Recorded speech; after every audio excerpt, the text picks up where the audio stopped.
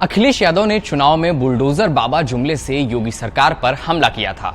अब उत्तर प्रदेश में योगी आदित्यनाथ की सरकार के शपथ ग्रहण को अभी एक हफ्ते भी नहीं बीते हैं और बुलडोजर ने अपना काम शुरू कर दिया है।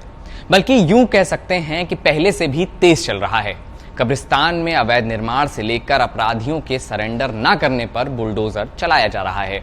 योगी सरकार 2.0 बनने के बाद ऐसी कार्रवाई की एक लंबी फहरिस्त है। लखनऊ में बीएसपी नेता के अवैध अपार्टमेंट पर चला बुलडोजर। लखनऊ के हजरतगंज में एलडीए की जमीन पर बने बीएसपी नेता फहाद के अवैध अपार्टमेंट पर बुलडोजर चलाया गया। वहीं जानकीपुरम में अवैध निर्माण पर बुलडोजर चलने की कार्रवाई हुई। यहां आरबी कॉलेज के मालिक की कथित अवैध संपत्ति थी। बताया जा रहा है कि यह निर्माण साल 2019 से चल रहा था। बार बार नोटिस के बाद भी इसे रोका नहीं गया। प्रशासन ने मामले से जुड़े 32 कब्जाधारियों के खिलाफ वजीरगंज थाने में एफआईआर दर्ज कराई है। सहारनपुर में रेप के आरोपियों के सरेंडर न करने पर चला बुलडोजर। सहारनपुर के थाना चिल्काना क्षेत्र के चालाकपुर में पुलिस अचानक बुलडोजर लेकर पहुंच गई। रेप के आरोप में फरार चल रहे आरोपियों के घर पर बुलडोजर चला दिया। यहां गैंगरेप के 2 आरोपी भाई लगातार फरार चल रहे थे। उन्हीं को पकड़ने के लिए पुलिस ने ये तरीका निकाला। बागपत में अवैध कॉलोनी पर चला योगी का बुलडोजर। बागपत में अतिक्रमण किए गए 10 बीघा जमीन पर डीएम के निर्देश पर योगी का बुलडोजर चला। कॉलोनी के निर्माण को प्राधिकरण की टीम ने ध्वस्त कर दिया। बागपत के यमुना तट किनारे पक्का घाट पर अवैध रूप से लगभग 10 बीघा जमीन पर कॉलोनी का निर्माण चल रहा था। मेरठ में माफिया की अवैध संपत्ति पर चला बुलडोजर। मेरठ पुलिस ने पुलिस कस्टडी से फरार 2.5 लाख के इनामी बदन सिंह बद्दो और उसके सहयोगी द्वारा अवैध तरीके से जमीन कब्जा कर उस पर मार्केट और फैक्ट्री बनाने के मामले में सख्ती जताई है। पुलिस ने जमीन को कब्जा मुक्त कराया। पहले भी बदन सिंह बद्दो की करोड़ों रुपए की कोठी को गिराया गया था। कानपुर में अवैध कब्जे से मुक्त कराई गई जमीन। शपथ ग्रहण के बाद कानपुर में भी सरकार का बुलडोजर चला। यहां पर भूमाफियाओं ने तालाब की जमीन पर कब्जा कर अवैध तरीके से मकान बनाया था, जिसे कानपुर विकास प्राधिकरण ने खाली करवाया।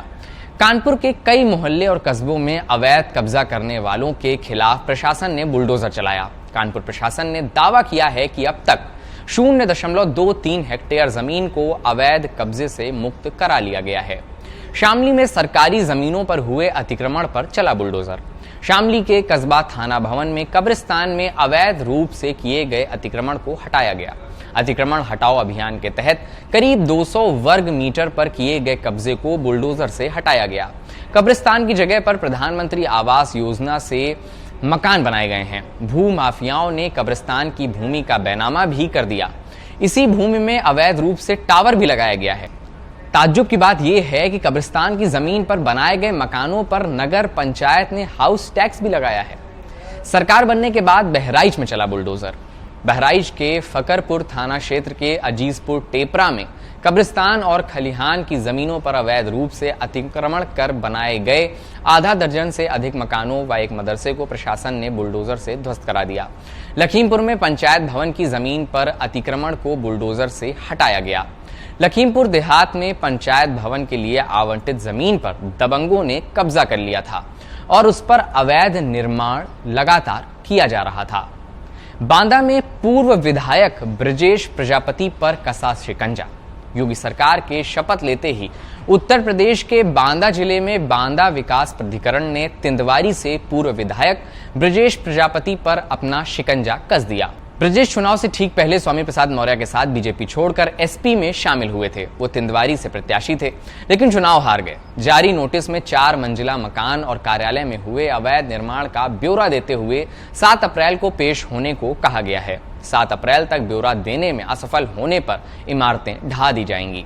इसी तरह 1 अप्रैल को एटा के तहसील अलीगंज के ललहट गांव में प्रशासन ने 33 बीघे जमीन पर आरएस यादव ईंट भट्टे को गिरा दिया। वहीं रतनपुर में चारागाह की 200 बीघा जमीन को कथित कब्जे के से मुक्त कराया गया।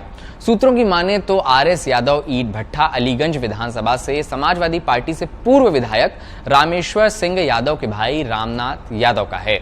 इनके छोटे भाई जोगेंद्र सिंह यादव समाजवादी पार्टी से जिला पंचायत अध्यक्ष भी रह चुके हैं। हालांकि प्रशासन का कहना है कि एक्शन का कोई सियासी कनेक्शन नहीं है, अवैध कब्जे को हटाया गया है।